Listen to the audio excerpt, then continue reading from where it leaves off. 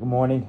It's Easter Sunday, and I was just thinking about what does it mean to, be in Christ? Because that's my background. So I can't just abandon my God. Not allowed to. It's against the rules. So Easter with his son.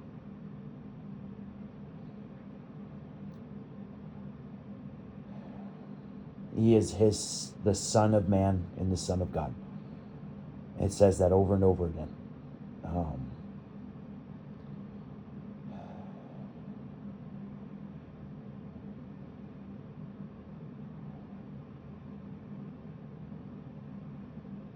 To sit in silence with him, to hold it reverent, whatever that may be, a moment.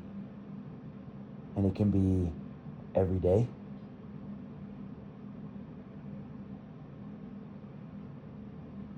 He is the Son of Man and the Son of God.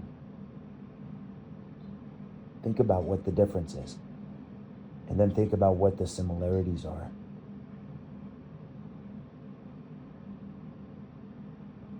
It's a good day.